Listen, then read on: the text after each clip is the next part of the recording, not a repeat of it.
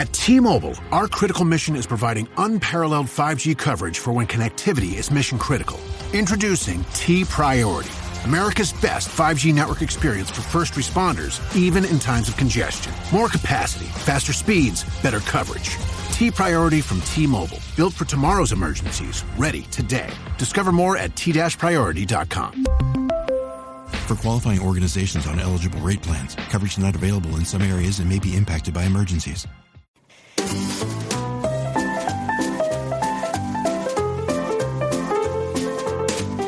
You're listening to the Animation Addicts Podcast, episode 142, Happily Ever After. Why laser beams from the eyes? Why? This episode is brought to you by the Rotoscopers patrons. To find out more about the perks of becoming a Rotoscopers patron and to join Roto Nation, check out rotoscopers.com/Patreon. Welcome to the Animation Addicts Podcast with the Rotoscopers, Disney, DreamWorks, Pixar, Don Bluth, and everything in between. And mind you, Filmation is one of those deep in between ones. Yeah, it is. I'm your host, Morgan Stradling, and I'm here with my co-host, Chelsea Robson. Hello. So glad to have you joining us on our big comfy couch. We are back on the comfy couch this time. It is very comfy, and this time we have even more throw blankets for your enjoyment. Yes. So we have lots of cold last time. Yes, lots of pillows. And so our show is about animation, past and present, and we review films that are beloved by some, not so beloved by others, critically acclaimed, not so critically acclaimed, and we're going to be hitting one of those this time. But basically, we just go, we review a film, we talk about it, we have a good time, we laugh, we carry on, we all go home happy. Yes, this is our goal. Everyone go home happy. It's been kind of an interesting situation because Mason is in the thralls of study as he's finishing his post-grad work. And so it's just been Morgan and I just getting together on our big comfy couch. And we go into a lot more tangents, I feel like. And a lot more randomness. Not quite sure if that's a good thing. I know. Just because it's like, okay, we are really just inviting you in. This is our conversation. This is really what we talk about. Yes, there's no pretenses here. And hey, I will be honest, we actually did get quite a good reception from the last episode. A lot of people have said, I loved it. It kind of felt like the old school episodes. It had the old vibe back, which is really what I was trying to go back and really try to, capture in a bottle, is this essence and this just fun that we had in the initial episodes and the first few years. And we are back with that. I mean, I don't want to say that the last year or so hasn't been that, because I think I go back and I still listen to all of those, and they've always been good. It's just easier for us, which adds a little bit more of, not frivolousness, but just a little bit more air of fun. Mm-hmm. So that's just where we're at. So this episode, we are going to be reviewing a film which I had never seen. It is new to me, so you're going to get my first impressions. We will see what Chelsea's thoughts are about this film and her acquaintance with this. But it's a film by Filmation, which was a studio that actually has quite a long history. And the movie is called Happily Ever After. Empower. Claire is practicing her breathing for her upcoming yoga retreat in Bali. Has she ever done yoga before? No. But Claire worked with Empower on her savings and investment strategy. She got good at money, so she can be a little bad. Empower. Invest well, live a little. Join our 19 million customers today at Empower.com. Past performance is not indicative of future returns. Investing involves risk. You may lose money. Advisory services are provided for a fee by Empower Advisor Group, LLC, EAG, a registered investment advisor with the Securities and Exchange Commission. Om Namaste.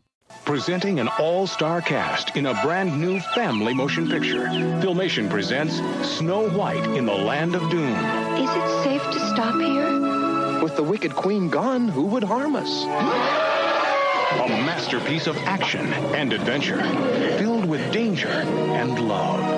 I must find my prince. With help from 7 new friends. Starring Ed Asner. Bad like me is the way to go. Zsa Zsa Gabor. There must be something we can do. Tracy Ullman. And Grammy Award winner Irene Cara. I'm Snow White. A timeless fairy tale classic that the entire family will love. Filmation presents Snow White in the Land of Doom. Opening weekend at the theater. Free Snow White dolls and dragon stickers for all the boys and girls. A pleasure, darling. Starts Wednesday, April 11th at a theater near you. Rated G. Happily Ever After is basically part 2, the sequel of Snow White and the Seven Dwarfs. So it's like, you all know what happened. We all know about the story. We all know about this. Now here's the continuation of it. Yes. Like, so okay. Researching a little bit about this movie, obviously Wikipedia is a great resource for that. Oh, yes. Everything is true on Wikipedia. So the film was supposed to come out in 1990. It did come out in France in 1990, but for some reason or another didn't end up coming out till 1993. It was pushed back until then. It actually coincided with the re-release theatrically of Snow White and the Seven Dwarfs. Oh. So that came out, and then it was like, hey, and then there's Let's this piggyback. one. Exactly. And that was actually Filmation's entire goal with these different sort of series. They actually planned a series of direct-to-video sequels that were of the popular Disney films.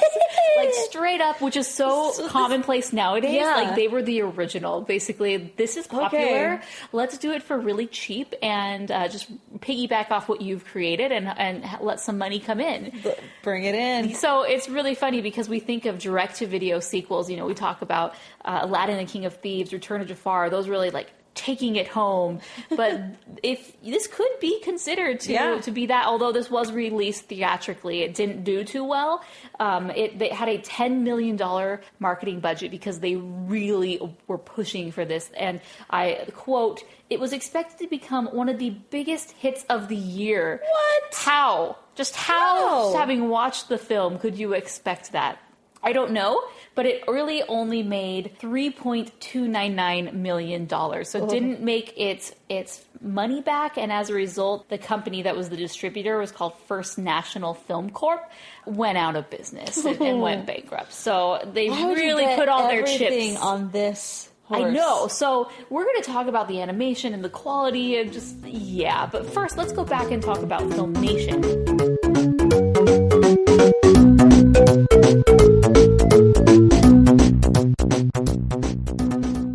Nerdy couch discussion. Yay! We are already on the couch. So let's take a ride on our comfy couch that apparently flies. Yes, so what do we know about Filmation? So Filmation actually has been around since 1962. It was located in California. It was founded back then. The principal founders and producers were Lou Scheimer, Hal Sutherland, and Norm Prescott. Which are some names that I've heard of. Yes, they were big names, and they've definitely done a lot of things. So they, if we're looking back at their catalog and list of films, in the 60s, things that you might recognize as The Adventures of Batman or Batman with Robin, the Boy Wonder, the Batman-Superman Hour, The Hardy Boys, Aquaman, the Superman Aquaman Hour adventure. I mean, they did a lot of these superhero films shows in the 60s. When we hit the 70s, we hit Sabrina the Teenage Witch Show, Archie's TV Funnies, Fat Albert and the Cosby Kids. Like, these are things that definitely, may strike a chord with certain people. They focused a lot on television at the time, and they were very successful, I would say, just because I know a lot of people that, older generations than myself, but they like remember these, like, I remember that. We were 80s kids, so He-Man, Gummy Bears, Care Bears, things like Disney Afternoon. That was our bread and butter. But for people late maybe 80s, early 90s. Yes, exactly. People who are 60s, 70s, maybe an era or two before us, this is their bread and butter. Right. Other ones, Star Trek, the animated series, tons and tons and tons of things into the 70s. They were very, very busy. 80s, it starts to taper off. The Tom and Jerry comedy show, He-Man and the Masters of the Universe. Chelsea loves that. I do. I've told this before, but I went ahead and I bought all the DVD collection of all the He-Mans, and I passed them out to each one of the families of my brother's kids. Yeah. Just to make sure that they all had a good background on He-Man. Very nice. And my nephew goes to his mom one time, and he was like, "Mom, can I have a haircut like He-Man?" Oh. And she's like, "No, you will not have a bowl cut. No." It was the 80s, after all. It was the 80s. They did have some theatrical films. Most of these are TV films or direct-to-video things. Skeletor's Revenge in 1986 might be one you might be interested in. Talking about these different unofficial Disney spin-offs. There was one called Pinocchio and the Emperor of the Night. That was really the first one that they did, followed again by Happily Ever After, which was supposed to be, this next one. But that didn't happen so much. So in the final years of Filmation, their last ones were He-Man and She-Ra, the franchise. They had The Secret of the Sword. And then they also had Filmation's, like the last one was Happily Ever After, which was the sequel, as we know, which we'll be talking about today, of Snow White. It was released in theaters 5 years after it was actually finished. So it took them a while to put it out there. Which it very much does look 80s in its animation. And when you look at the date and like, oh, it came out in 1993, wow, that looks dated. I mean, it was completed for a while, and it took a while to actually get out there. Because they're just like, yeah, let's not put it out until we can piggyback off of something else. And then, but the thing is, the whole company went out of business. Well, they were purchased by an investment consortium, basically led by L'Oreal Cosmetics Company and Paravision International. Before the sale was complete, the warehouse basically they just said we're going to close down every little bit of the production, and the only thing that we wanted was the film library. But they did that like the day before there was a new law that went into place requiring companies to give employees about 60 days notice before mass terminations. So it was like, ouch. That's not cool. They purchased the company solely for the film library, and I'm looking at this film library now. For the most part, it's like, no thanks. Not really interested in going back and exploring that too much. Right. And I'm thinking, L'Oreal, like, why do they care? Well, they just own all sorts of things. Yeah. So you think L'Oreal, you see L'Oreal and you think makeup, but they really are this overarching umbrella brand for a lot of other things. So that is a little bit about Filmation. They actually, were around for a good 30, almost 40 years. Yeah. Just crazy. I mean, they did have a film that came out in 1999, but really nothing much after this. Yes, the film was called Robin and the Dreamweavers. Reach for the power deep inside. Oh, love is the reason and love is the light. All right, so let's jump into Happily Ever After. Ha ha ha ha. So, wait, what other movies came out this year? So 93, just to set the stage. What else was out there that they apparently thought was going to be bigger? Yes. This was going to be bigger than all of these. Obviously, it's going to beat Nightmare Before Christmas. Yeah, who wants that scary? Right? No. This episode is brought to you by Honda. Introducing the all-new, all-terrain Honda Passport Trail Sport, the most off-road capable Honda Passport Honda has ever dreamt up. The Passport features increased ground clearance, roof rails on all trims, and available specially developed all-terrain tires. And you'll stay comfortable with tri-zone climate control and available features like heated and ventilated front seats and a panoramic moonroof. Learn more at honda.com/passport. Batman, Mask of the Phantasm. Oh, nobody cares about Batman. No. We've got The Wrong Trousers. It's British. It's British. And the Thief and the Cobbler. Oh, it's that 30-year-old thing that he wasn't ever going to get out anyway. And okay, what else we got? We got Once Upon a Forest. I mean, nice. I mean, come on. I love that. That one, it's a true contender. And we also have We're Back, a dinosaur story. All of these, except for Batman, we've done podcasts about. Yes, and I would love to do the Batman one. I've never seen that one. So, all right, so let's go back. So yeah, they thought they were going to beat all those. Yes. All right, so let's talk about this film and your initial thoughts. So I had never seen this film, and I'll be honest, up until 2 weeks ago when we brought up the list of future films, I didn't even know this film existed.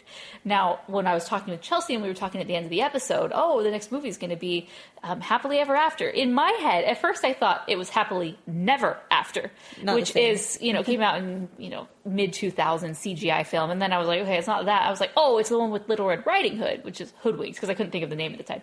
And then I was like, no, that one's called Hoodwinks. So it's definitely, and then I was like, okay, what is this movie? I need to look it up. And I saw it and I was like, I see. I knew exactly what movie they were talking about. You see, my cousins had this video at their house, and every time I would go down there, which was, every couple of months or so, they lived a couple hours away. And so anytime I would go down there, it'd be like over a weekend. And they had this video, and I swear it would just literally like call to me. Only on the fact that it was an animated film that I had never seen. And at that time, you know, there weren't that many. Nowadays, it's like you get 12 every year. It's crazy. But, you know, at the time, it was kind of like, no, this is a real thing that I haven't seen. How have I not seen this? And I watched it, and all I can remember thinking is, well, okay then.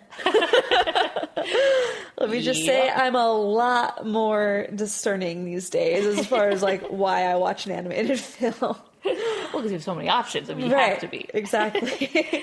But from the looks of it, it's so amazing that there are a lot of fans of this movie. Yes. And surprisingly. It's not just that. It's almost like if they are a fan of this movie, they've got the nostalgia goggles on thick. Oh, yes. Just almost worse than what we had for our last episode. Oh, 100%. Hundo.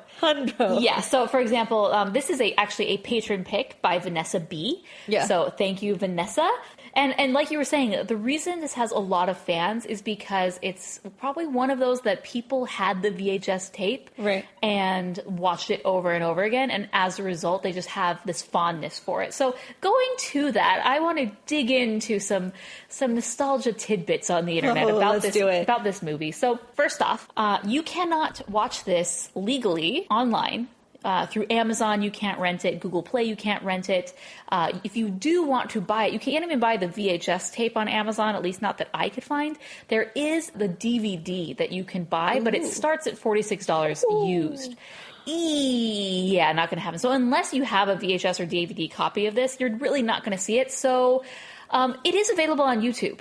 And apparently Filmation, because it's not in business anymore and L'Oreal does not care about its rights and copyright, it has 4.2 million views. Wow. That's the number of people who just remember searching for this movie and want to see it. Yeah, that's incredible. Missed opportunity by Filmation to just like literally put this on Amazon as a rent, Google Play, 99 cents, $2.99, and just rack up a little bit of dough. It's not going to make you millions, but hey, 4.2 million. Yeah. Talking about nostalgia, I went into the comments of that YouTube video and I found some good ones. And one of the top one, it says, Skippy271. Her comment says, one of my favorite movies from when I was little. I'm so glad to find out that A, I'm not the only one who knew this movie exists. B, I'm not the only one who loved it. And C, I'm not the only one who misses it. I love cheesy movies like this, even to this day. First, I have some issues with this comment because it's like, this is a multiple choice question. Like, only one of these applies. I think we need a D, all of the above, because she knows it exists, she loves it, and she's not the only one who misses it. All those are true, so all of the above, but that's okay. She 1, 2, and 3 bullet points would be better. That's my little critique. Well, then you had Holly H, who says, I can't believe that other people have heard of this movie. And I'm just saying, I love people who write in all caps. Oh my gosh, people. Oh. A few others. Deadman Inc. 336 says, I actually find this Snow White prettier than the Disney version. And lastly, Liz. It's the long hair. Liz says, OMG, yes, I used to rent this all the time, so my parents finally just bought it. LOL. We all have movies like that. Yes, we do. Like, you want to rent this again? But you read it twice. It's my favorite. It's like, here, take it. I don't want to see you anymore. That's true. The nostalgia goggles. And I was thinking about this. I feel like this is one of those movies. It's almost like when you buy a movie that's like a 3D movie and it has the 3D goggles.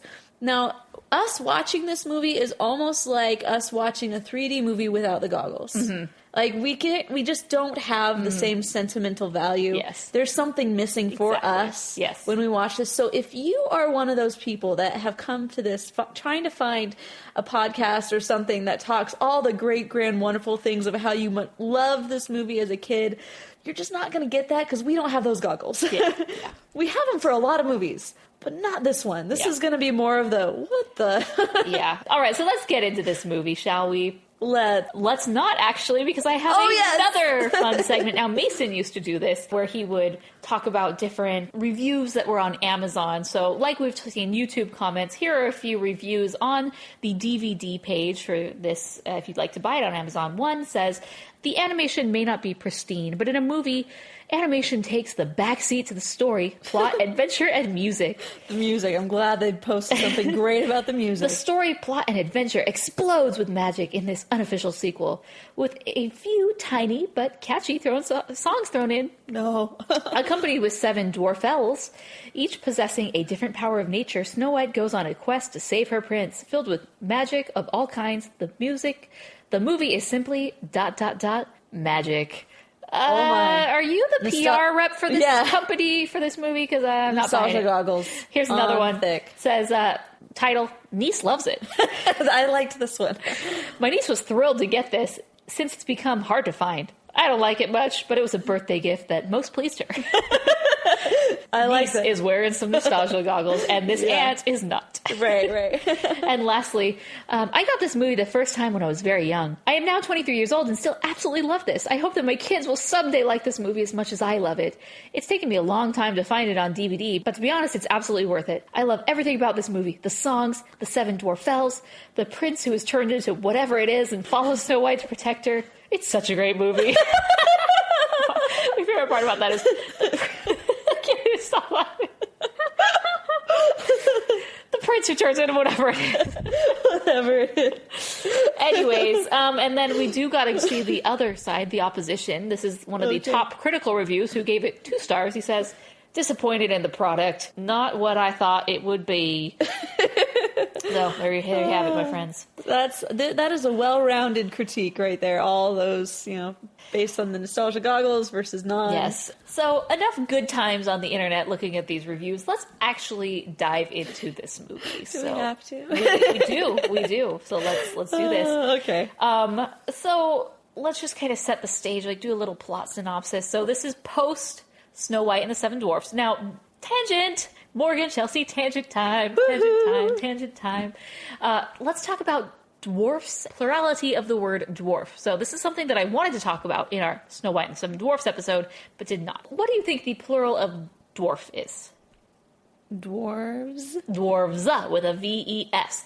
That actually is not correct, and here is why. Because if you look on the original Snow White and the 7 Dwarfs, the book, the Disney version, etc., it is spelled D-W-A-R-F-S. Dwarfs. Okay. Which, that makes sense. And people frequently spell this incorrectly. On the internet, you'll commonly see it spelled dwarfs. And so the reason... That's just pronunciation, English bad. What? Well, just because English, it just sounds like people will just... Nobody knows how to spell anyway. Yes. At least I don't. So. Well, and the way that other plural words go, knife, knives, exactly. Things like that, you think, if it ends with an F, it should go. But no, this one is very specifically that. And so here's how the word dwarves came to be. Dwarves is very, very common in the Lord of the Rings series. And Tolkien, when he was writing it, he actually misspelled it as dwarves. And there was a quote that I was reading, and he says, talking about that because it's become very commonplace. Someone asked him about it. He's like, I'm afraid it is just a piece of private bad grammar. Rather shocking, but I'll just have to go with it. So, he is this author, and he just happened to call them dwarves, and it got published and didn't get fixed. And they actually show a graph on this webpage, and I'll include it in the show notes. And it shows the usage of the word dwarfs versus dwarves. And you can see over time, dwarves has definitely gone up and dwarfs has decreased. And it shows different spikes of when different things like, publication of The Hobbit, Lord of the Rings, peak of Lord of the Rings fame. Now, 1980, I do not consider that to be peak of Lord of the Rings fame. This might be a bit old. Maybe the book. And then release of the first Lord of the Rings film. So, and that's really when it peaks and people start really referring to things as dwarfs. So, fun tidbit. It is actually dwarfs, specifically when referring to Snow White and the 7 Dwarfs. Dwarves is kind of commonly accepted nowadays, and you can blame Tolkien for that. That's just him saying, my bad. Yeah, exactly. So back we go to the movie that we really don't want to talk about, but actually I do. I think this was kind of fun. All right, so the director of this was John Howley. And the studio, once again, Filmation Associates and Kel Air Productions. Yay. It ended up getting about $3 million in the box office. A little over $3 million. So, yay. $10 million that they put into advertising. Although, based on the amount of people who seem to own this on VHS, maybe they made it back. Maybe it's just the VHS that got it all. So this movie, it takes place basically after the original Disney film. I mean, there's lots of versions of Snow White, but they are kind of secretly, this is after the Snow White version, although she looks completely different. She looks like a black-haired Thumbelina, to be honest, to me. She does. With the super long ponytail. Yeah. And so it really kind of jumps into it rather quickly. Well, we do have kind of this storybook intro, which is poorly done. And as I was watching, I'm like, what am I watching? No. Yeah, but it was Don DeLuise. I know. He's so awesome. As I was listening, I was like, hey, I know him. Itchy? Hey, boss. He had a lot of work in the 90s, but you listen to it, I'm like, no wonder, because his voice just sounds so fun. Yes, he has a great voice. He doesn't have too much in this movie, but we have this little storybook, and then we don't actually jump right away to Snow White and the Prince. We actually go immediately to all of these critters. Which was weird. And I was like, really? Is this what this is? Critters, and this bat, and there's this owl, two-headed thingamajig. Yeah, and I'm like, great, this is gonna be fun. We were introduced to the antagonist, which happens to be the brother of the Wicked Queen, and he definitely looks like a bad guy. Pale skin, mustache. Did he have a big nose?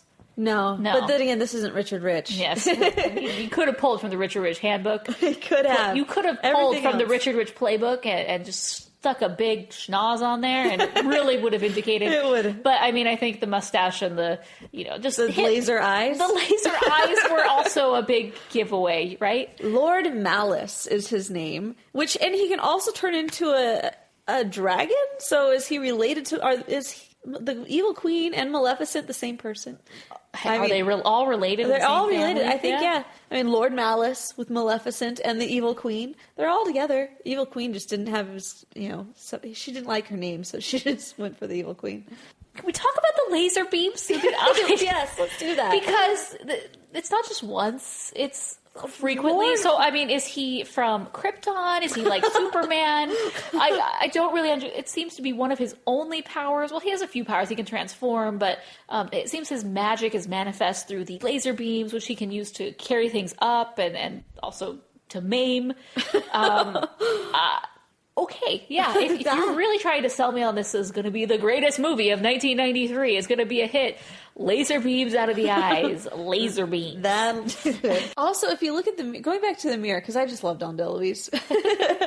But let's go back to him. And I'm like, poor mirror, he has to talk in rhyme. And then he gets the doors shut on him all the time. Oh, dear. Oh, bother. Oh, bother. So then we are introduced to the first of our songs, which is the owl and animal singing. And it's just why do we even have the owl an owl singing about being bad? But so then I'm thinking, okay, these guys are really going to play a role. They didn't. But the thing is, like, it made no sense to me at all. Why do we have to have this song? It was the 90s. But it wasn't even like that. It was just so there was no use. These characters had no use. It was just like filler. Like complete filler. It's what was popular. Do you have animal sidekicks? Do you have a song? Do you have laser beams coming out of your eyes? But Lord Malice, he comes in, he just maims everyone, and then he leaves. As a dragon. As a dragon, yes. And then you have the owl, and he's just like, all right, it's my time. It's my turn, man. Let's get this show on the road. He sings his I'm Bad song, and it's like, no, if you're bad, you shouldn't have to tell us you're bad. Like, that guy, obviously bad. He maims you, he flies off as dragon. Mm-hmm. You're bad. And there's no connection between him and the owl in the first place. Yeah. It's like, there was like, are you Ariago? Are you his henchman? No, you just kind of like hang around. But there was no like talking between them. Yes, exactly. And so it was just like him, the owl afterward just saying, okay, it's my turn now, buddy. Like, I want a song. This episode is brought to you by Shopify. Upgrade your business with Shopify, home of the #1 checkout on the planet. Shop Pay boosts conversions up to 50%, meaning fewer carts going abandoned and more sales going cha-ching. So if you're into growing your business, get a commerce platform that's ready to sell wherever your customers are. Visit shopify.com to upgrade your selling today. So he sings this song about how he's bad, and then you have the good bat who's just there to like, okay, I'm super nice, you know? Like, okay, I can... Why? Yeah, that pass. And then they were okay. Filler. So their whole thing now is like we're going to show him how bad we are. So we're going to go after him, and we're going to be a part of this whole thing. When the guy didn't even recognize who you were anyway, and nor did he want help. Yeah. And so it just seemed so unnecessary. And yeah, so this Chelsea soapbox. Oh my gosh, Lord Malice alone. Turning into a dragon with laser beams out of the eyes would have been enough. That was plenty. Trust me. You showed me. You're bad. Obviously, yeah. He's the brother of the stepmother of the Wicked Queen. He has access to the mirror. I mean, you've set this up quite well, actually. Yeah, like I believe it. I can believe that she's got a brother. Sure. And I mean the fact that apparently they all have these magical powers. Sure, okay, it runs in the family. Yeah. Right, but why? And just well, so then we hop over to Snow White and the Prince. Okay. So the Prince does himself a disservice. He says, "With the Wicked Queen gone, who would harm us?" And right on cue, enter dragon. Stage left. It's just like a bad vaudeville movie, like bad vaudeville play. It's like enter evil man with the curly mustache on the side. Yeah. I actually like this Prince. They did, like you were saying, they had to completely change the look of the characters. Yeah. And Snow White, I mean, they gave her long hair. Snow White has to have black hair. I mean, right. Disney, as much as they wish they would, they do not own the character of Snow White from the fairy tales. Right. So she has to have black hair and lips red as the rose. But the Prince, I don't know if there's so many descriptions of him, so they had to, well, what's one color we could turn his hair so that way no one will recognize? Red. And, considering this studio actually was involved with the He-Man films, he really does remind me of He-Man. Like, it's a very... bowl cut and all. Yes, it's just the body type and the structure. I'm like, they basically took his cells and say, here, animate this. I kind of felt that same way with Sleeping Beauty or Snow White too. Like her body shape, it seemed very like masculine in a way. Mm-hmm. There were certain movements that she did that I was like, that's like total She-Ra. That would have been a twist on this sequel. It's like, yes, Snow White got ripped, and off we go. But speaking of kind of reusing characters, there's quite a bit of reused animation in this film. It's almost as if we've transported back to the 60s and 70s with, the Yogi Bear walk sequences, Robin Hood, and their constant reusing. That's what they got. Hey, it's worked for them for this long. That's true. Why change your stripes now?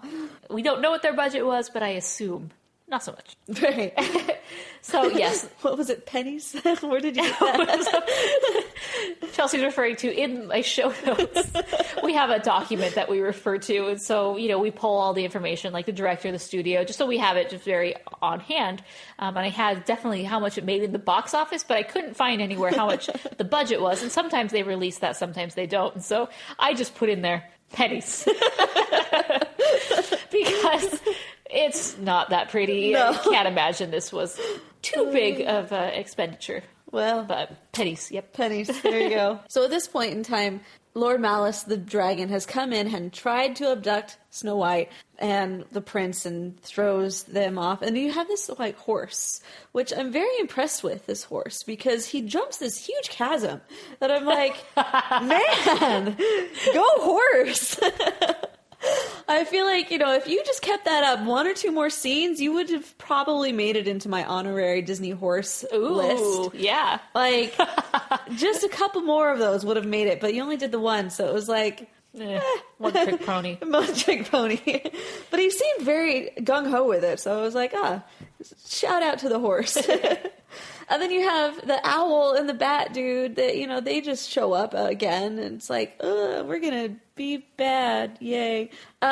And you have Snow White down at the bottom, and this giant dragon's coming after you. I'm like, go ahead, girl. Yeah, you wave your stick. That'll sure fend off the dragon. You just wave that stick, girl. But I mean, the poor girl needs to stop running through woods. I mean, this was basically ripped off from the Disney version, where she runs through the woods, she trips over something, and she's like, no! And that is another reused thing, which we see a lot, is there's lots of times where she, like, is cowering, she has her hands by her face, and she's screaming, no! And just looking back as she's being chased by something. I think the feminists of today would not approve of this character. Do you know what's funny? Later on in the film, you have Lord Malice as he's, like, watching the magic mirror, and he just sent off the dogs to go attack her or whatever, and she ends up being saved by, the whatever it is that has saved them. And he goes off and he's just like, she's lived a charmed life. I'm like, do you know this girl's backstory? Yeah, good point. What? How in the world would you say this has ever been a charmed life? So she stumbles her way back onto the property of the dwarfs. Very convenient that she of course. happened to follow along the same route that led her to it the first time. Well, they were on their way to invite the dwarfs to the wedding. But still, I mean, convenient. Is it too much for us to just ride all the way out here just to invite them to our wedding? No, if it makes you happy, honey. Oh my gosh. And, it's really funny because as she's in there, she's like, I'm so thirsty. I just need some water. Do you think these people, they'll mind? I hope they don't mind. You used to live with them. I know. You cleaned their house for them and made them food. You are their friend. I'm pretty sure they're going to be okay with you having a glass of water. I hope so. I would hope they're not so bitter. She left us. Yes. Or maybe you want to be careful with what you drink now that you're gone, because you're not the one cleaning anymore. That's true. This is moldy water. Yes, but very quickly we're introduced. They are gone, but we have new characters. We have the Dwarfelles. No! It's like, okay, we don't want to redo all these dwarfs, because that's just too much work. We had men last time. We're going to go all female this time. All girls. Mm-hmm. Yes. All female cast. And they all have different powers of the earth. Very much reminds me of Tinkerbell and her fairies. Yes. So we have Muddy, who's sort of the main one. She's kind of like the doc, right? She is. She's in charge of the earth itself. Sunburn, which is a horrible name because she's in charge of in charge of the sun. Yes. And you think if you were in charge of the sun, you would be immune to sunburns, but she's sunburned. Maybe she's sunburned because she is grumpy. Well, yeah, she is the grumpy type, yeah. Yes. We have Blossom, which the moment she spoke was like, Zsa Zsa Gabor? Yep. Very nice. Zsa Zsa. And obviously she is over, flowers and things like that. We have Marina, who's over lakes and rivers. Great name. Yeah, Marina. And I'm thinking, what is Marina? I keep hearing this, Marina? Oh, Marina. And in my head, as you say the name, I'm like, Pebble and the Penguin. Also one of my 90s staples. Have we done that? No, we haven't done Pebble and the Penguin. That's going to be good. Yes. We have Critterina. What a fabulous name. Can you guess what she's over? Of course she's one of the Hicks. She's over the animals. And then we have Moonbeam, who very obviously is over nighttime, and Thunderella, who has the biggest part of all of them. Yes. It's basically the dopey, you would say? Yes. Or just the one who's not as confident in her abilities. Right. Hence dopey, right? Yeah. And her song, ouch. 0 for 2, man. 0 for 2. I couldn't take this one either. Once again, had no connection to the plot or story. Because normally when you put in a song, it's the character actually singing their lines. It's telling the story. I have so much to say that I can't express it with words. It's with song. Right. But it progresses the story. That's the point of songs in animated or any type of film where a song is played as them singing.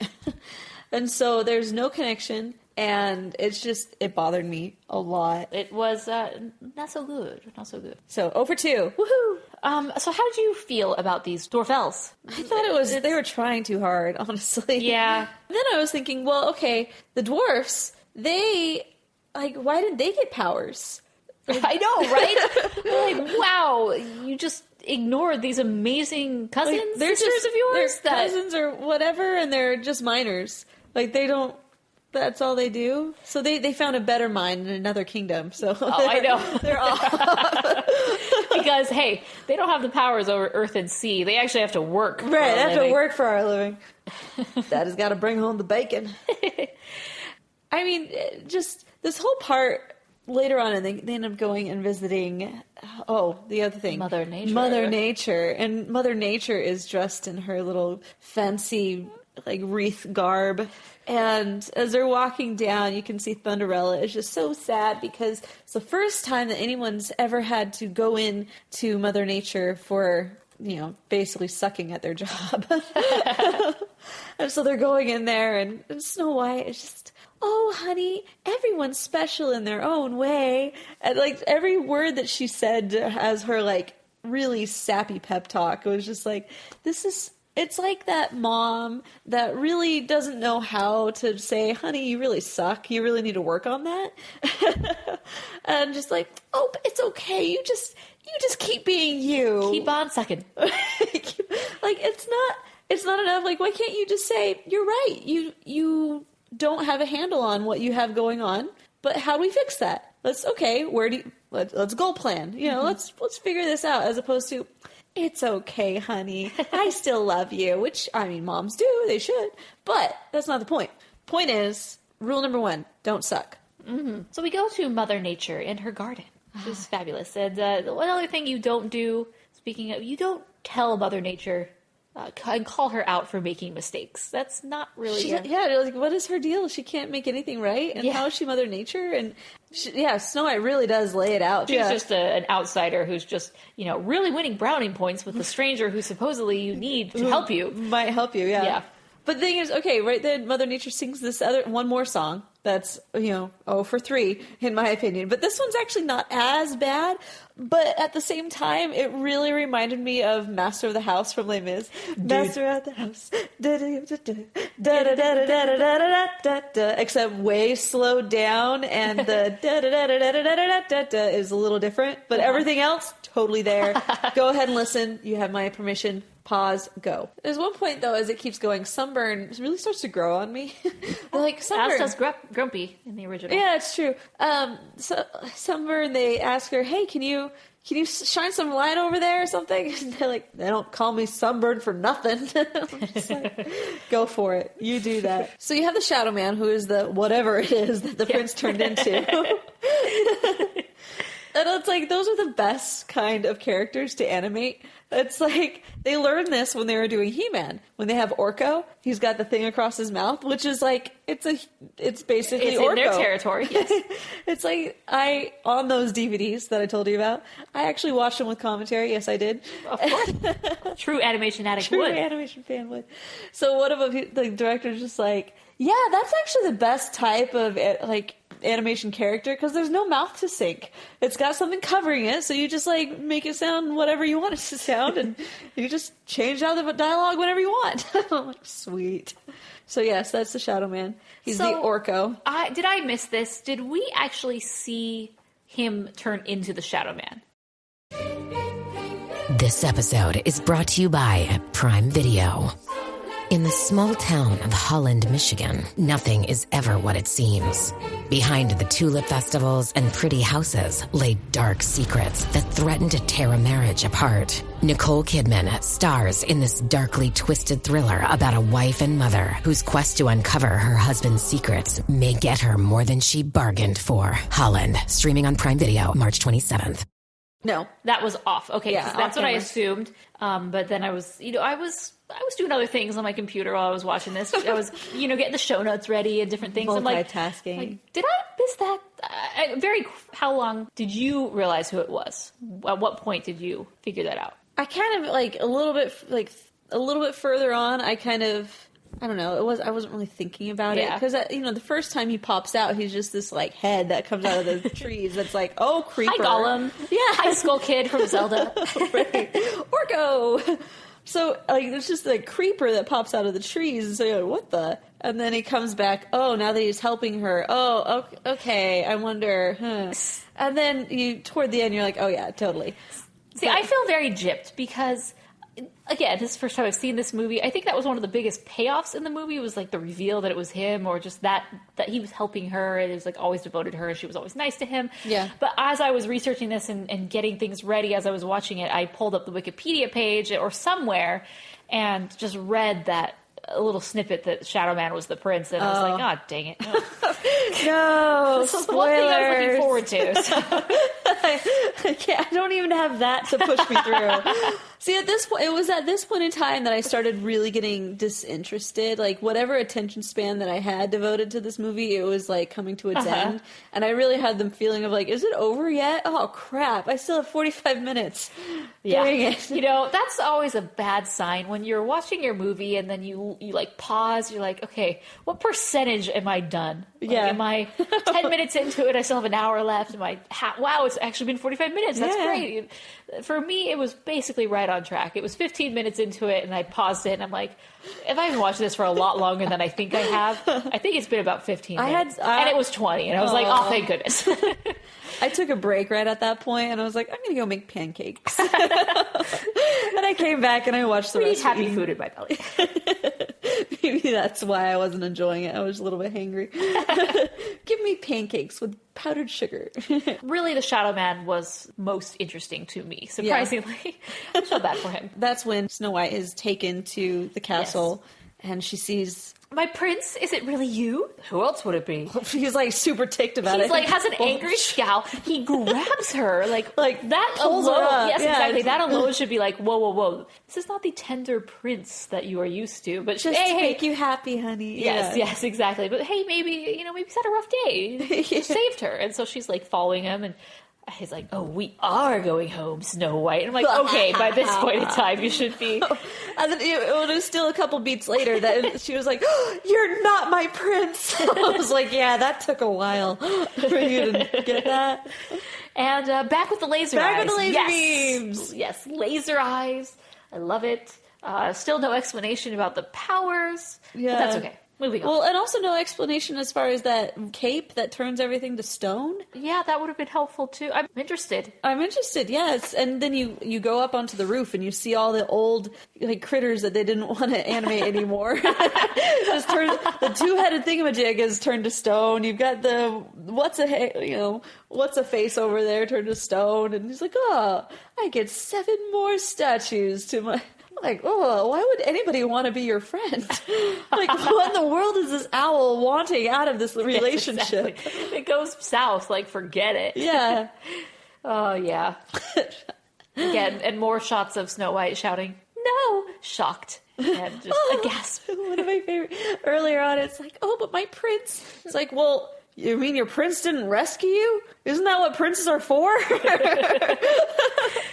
Again, it was the 90s. Very one beat with our princes are for rescuing, princesses are for saving. Yeah. Well, it's interesting though. I've gotten really into like television shows from Asia, and it's so like that still. Like everything is very much culturally like masculine versus feminine, and it's interesting. Damsel in distress versus men have the power. Right. But it's just, I find it like very intriguing. Like, wow, how our culture so much has, if you did that, anything like that, it's just like, how dare you put that on TV? How dare you? It's like we're never allowed to have a damsel in distress character anymore. Ever. Because it's like, this is such a bad role model. I can't believe women are being forced to these damsel in distress roles. I'm like, okay, sometimes women and men are damsels in distress. Okay, women need rescuing. Some women. Okay, I mean, that's not the goal in life to be one of those. No. But like, by having one of those in my movie, book, or whatever story should not just automatically be this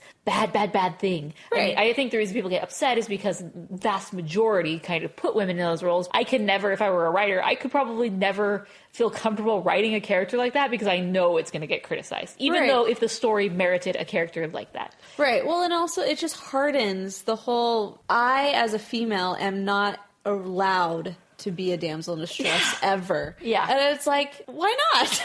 I'm like, I have no problem with, you know what? I'm not being a damsel in distress, but like, you want to open my door for me? Please. Yes, You want to put your coat down so I could step over it in the rain? Please do. Please do. I will give you full points for that. Full cool points will be given.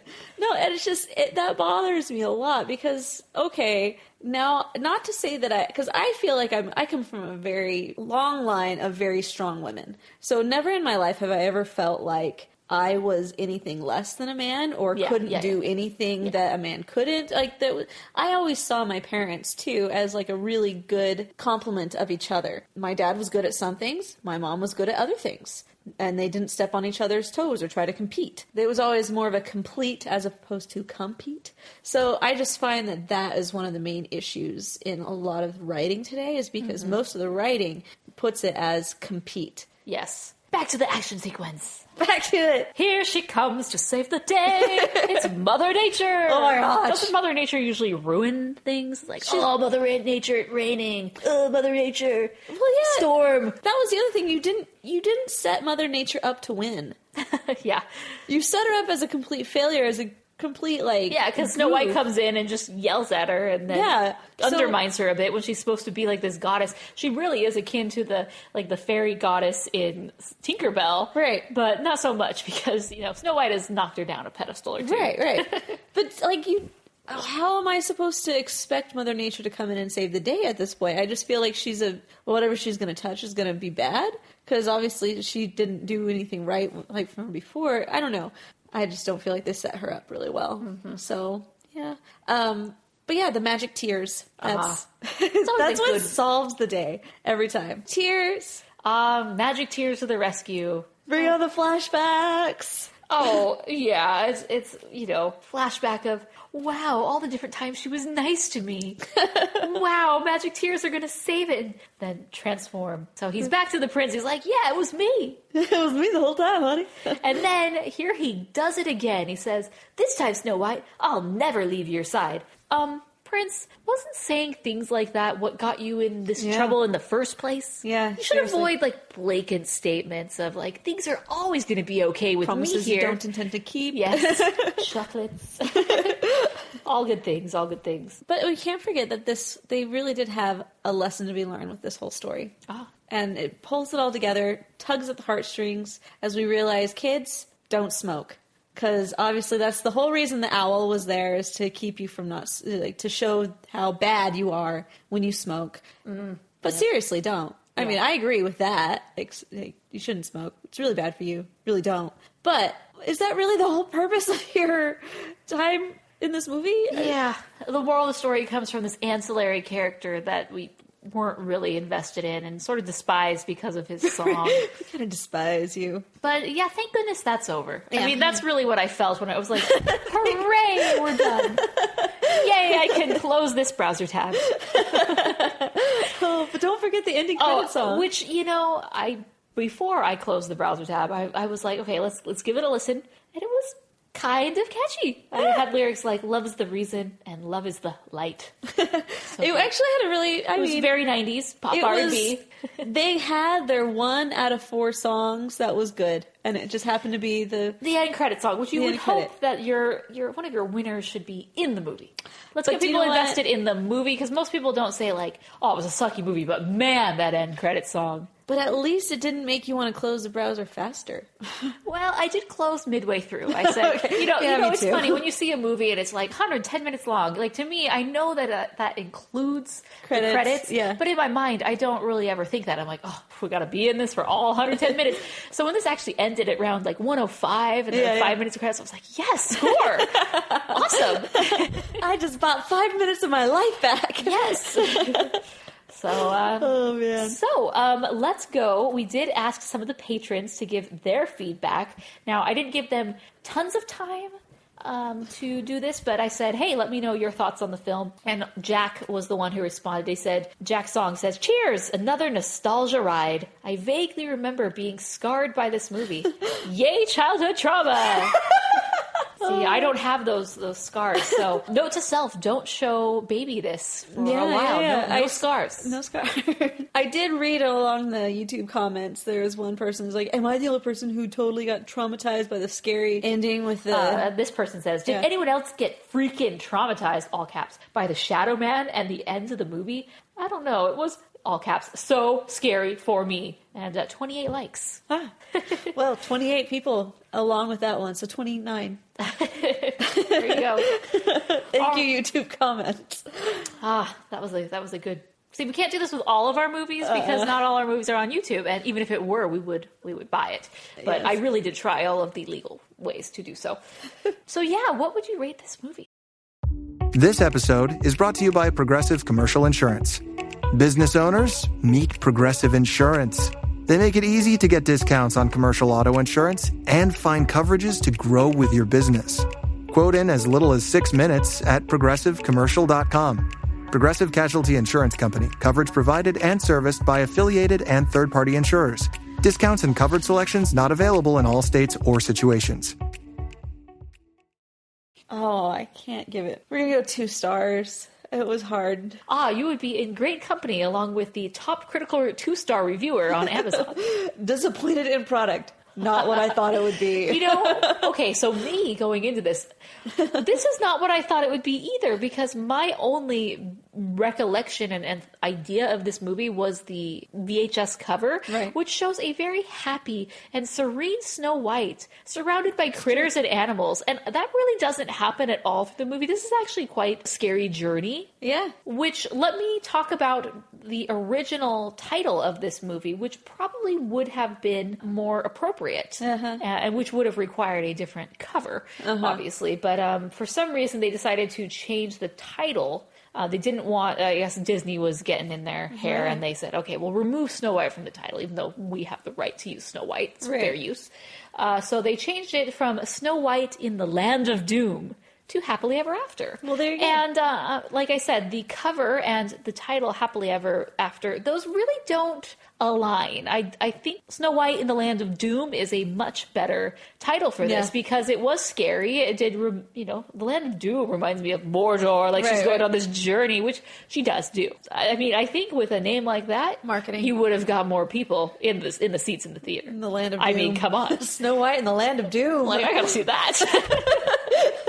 Oh, you gotta pull that one out. Take my money. This was not what I thought it was. I really thought this was just going to be a happy-go-lucky, poorly animated film. It was only one of those. Right. So I'm going to rate it a good old 2 stars. I mean, it wasn't the worst thing I'd ever seen, surprisingly. I mean, Shadow Man, I really like that guy. Yeah. And 2, that's really all. I have to give it 1.5. Now that I think about it, I'm trying to actually articulate positives. It's 1.5. Here's the thing. I remember I gave 1.5 stars to Lord of the Rings. So many This is along those lines for me. So many mini skirts.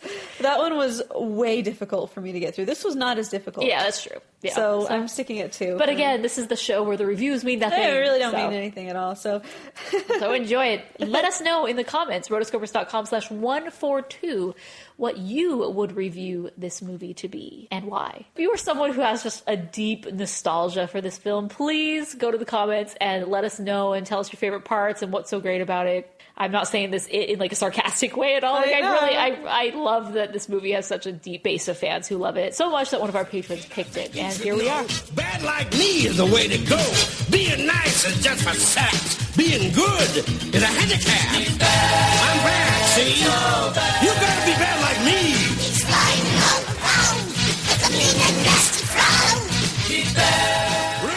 Thank you for joining us for this episode of the Animation Addicts podcast. Chelsea, you got a little story for us? I do have a story. So last episode, I was very remiss that I did not mention the fact that when I was in California a couple weeks ago at the beginning of the month of February. First off, I was able to take a tour of Disney Animation Studios. Woohoo! I was really excited. It's one of those things that's always been on my bucket list of like, I just really want to enter into the building of the realm of the animation, go into the building where it has the giant hat. So I was really excited about it, and they were kind enough to let me come. And here's the thing that I did not do that I should have done. I should have been all over Twitter and being like, hey, come out of your holes. Anybody who works at Disney, come out and say hi. But I didn't. That's a bit condescending to the animators. Come out of your holes. Let's hope that your jailman will unshackle you from your desk. let you have some free time. It's when all of the rooms, when I was walking through, they're all like super dark. Yeah. Because they're all on their computers. Yeah. So it's like the hallways are nice and brightly lit, are beautiful, but like all the rooms are like... It's like my office at work. Right. In my office at work, there's 4 of us in there, and we have no lights on. We just have a leg lamp from A Christmas Story that's just shining in the background, and it's great. It's because it's better for your eyes when you don't have the harsh, lights. Anyways, continue. So I should have like gone in and just say, hey, I'm coming. But the thing is, they didn't tell me for sure that I was coming until not too long prior. And so I didn't have a lot of time to pipe it, I guess. But I went, and I drive in, they have me park under the hat. No, it could have been under the hat. No, because the parking structure that they have is so confusing. It's just like you just go around in circles. I'm like, I have no idea what level I'm on because it's all underground. I'm like, so I go out. You come out of the ABC building and you walk in, and the first thing you see is the giant hat building, and I'm like, oh, it's here. I'm so excited. So I walk in, and there's a guy having his picture taken off to the right. And I was like, oh, I better not go in that door because I'll get in trouble. So I'll go through the other door and just like say hi and check in or whatever, because somebody was going to meet me to walk me around. So my host that took me, she was like, oh yeah, this is Paul. Because he was the one getting his picture taken. He's like, he was a real life hero. He saved somebody outside of work. He saved somebody from a burning building. And so we're awesome. Yeah, I was like, go Paul. Way to be. It's awesome. And then like, oh yeah, hey, that's cool. And then she walked me around, showed me the Moana area and everything that's going on there. And then she walked me in, and I had her walk me into this theater that they have. That's where it's the Sweatbox room. And I was like, can I go in there? And she was like, it's just a normal theater. I'm like, no, it's not. This is the Sweatbox. And so I walk in, I'm like, oh, it is kind of a normal theater. But I mean, it was really fun. We walked around, showed me all the different the different hallways and all the things, the decorations on the side, and told me a little bit about like the different projects they have coming up. So I'm really excited about Wreck-It Ralph 2. That's their next project. And Ralph has, wrecked the internet. So I was like, nice. I like it. And then, so we're walking down. He's showing me, this is where the Riggards are. This is where everybody over here are. I'm like, oh, that's cool. Then we're up along the top, and we're walking toward John Lasseter's office. And there's this one hallway that he has gone through, and he's picked different pictures from every animated film. And like, this is his curated all of these pictures to hang on this hallway. And so we're walking down this road, or this hall, and then our good old friend Paul from downstairs comes up and he's like, oh, hey, I didn't get to say hi to you earlier, but I love your podcast. So I'm like, oh, real life hero Paul likes the podcast. I just wanted to give a shout out to everybody who worked there. And I'm really sorry to everybody who worked there that I didn't, if anybody who outside of Paul that listens and didn't know that I was there and was mad at me for not saying anything. I'm sorry. That's awesome. Yeah. You also had a meetup. We did have a meetup. That was awesome, too. We went down to downtown Disney, and we went to the Jazz Kitchen. Really good food. Really liked it a lot. But we had 6 people that showed up, so it was a lot of fun to get to see everybody. We have good pictures on the Instagram you can check out. We have some patrons who showed up. Mm-hmm. We had Albert. We had one of our writers, Hannah, yeah. Other people. Tiffany and her friends. So it was just so much fun. Really had a great time getting to know each other. We were just talking about, hey, we need to do more meetups. So for sure. If you guys have any suggestions in the comments below, where can we meet up? And we'll try and figure out. Because I chose to do a meetup there because I feel like it was an easy place for people, if they lived in the area, to meet up at downtown Disney. That was the fun time. And so we really want to be able to do this again. So let us know if you have any suggestions. If you can guarantee that we can get more than 6 people in a place, we may show up. It's true. We could. Hey, and if you're in Arizona, we can always do one in Arizona. Show up there. if you're, I know there are people in Arizona because some people who listen bought shirts and I shipped them to Arizona. And I'm like, they do exist. We did one a long time ago back in the day. Yeah. And really no one showed up other than our friends that we actually knew in real life. So who knows, maybe 5 years later. hey, let us know. So just let us know in the comments and we'll make it happen. So another bit of news is we actually are bringing back the Patreon. So the Patreon has been closed for a little bit because we felt a little overwhelmed with not being able to keep up with some of the promises that we had promised the patrons and whatnot. So we put it on pause. With everything going on, like, well, you had a baby, I had this, Mason had that. So it was just really hard to get everybody on the same page for a lot of things. For that. So it's been paused temporarily. So the patrons haven't been charged, their pledges for a few months. And so we're going to bring it back. So by the time this episode release, the Patreon will be back. And so we have some new levels and perks and things that we kind of simplified and made easier for you guys. The Patron Picks have been really, really popular.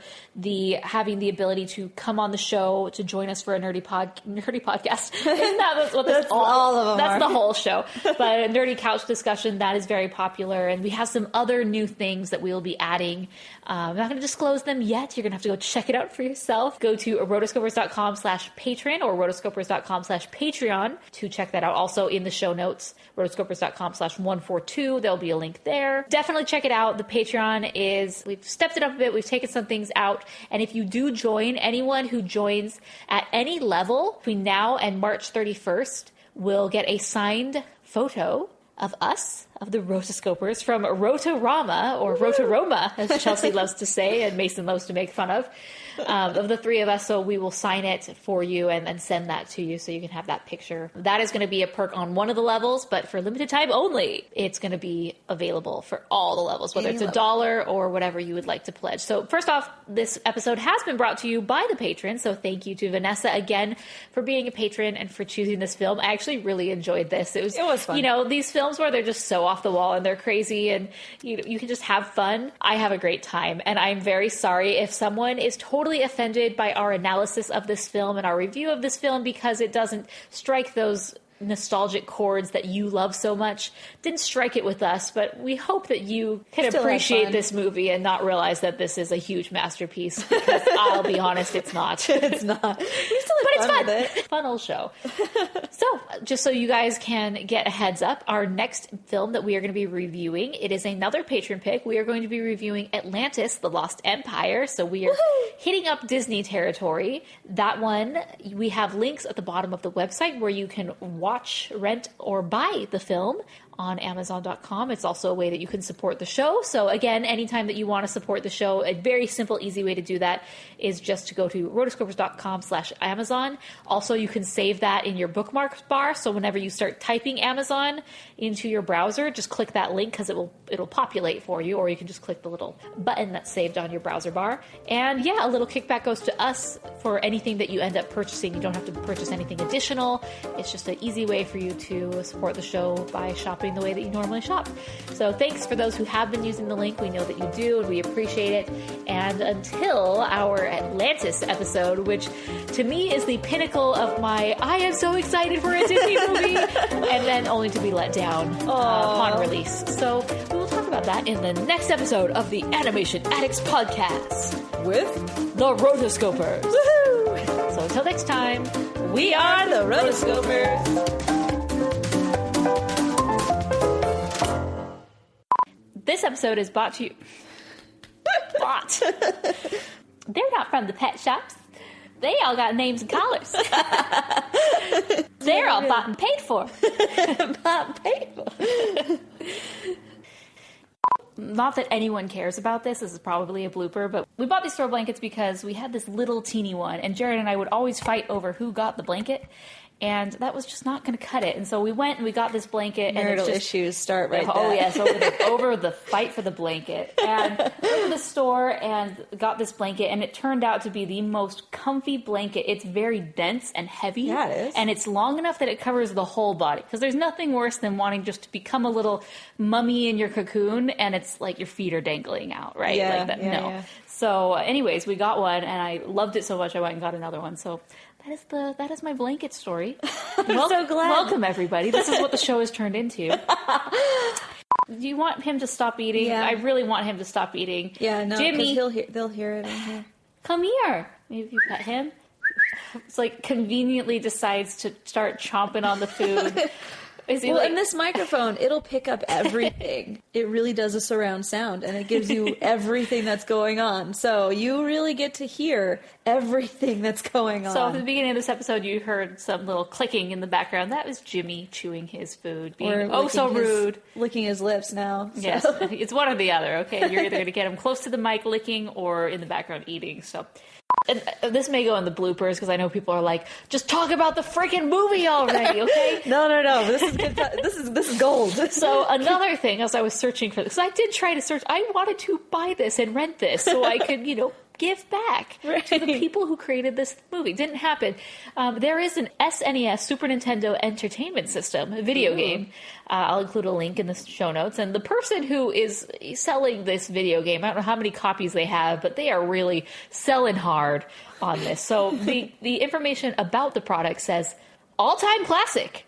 Really? When I think of all-time classic Super Nintendo games, this one just didn't come up for some reason. I guess I missed it. But, according to them. Great for all ages.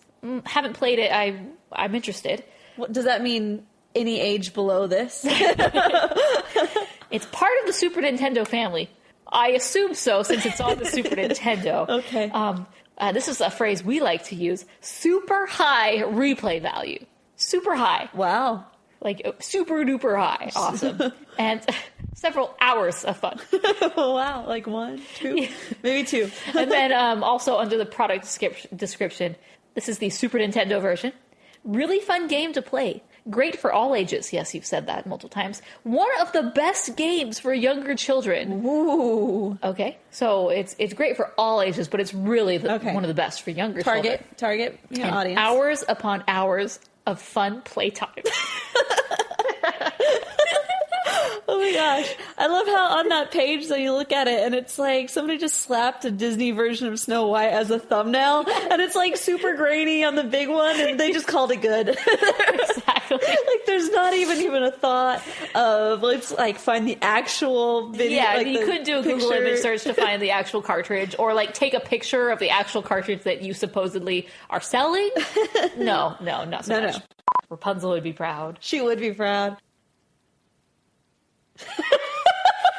Truncate silence. Oh man.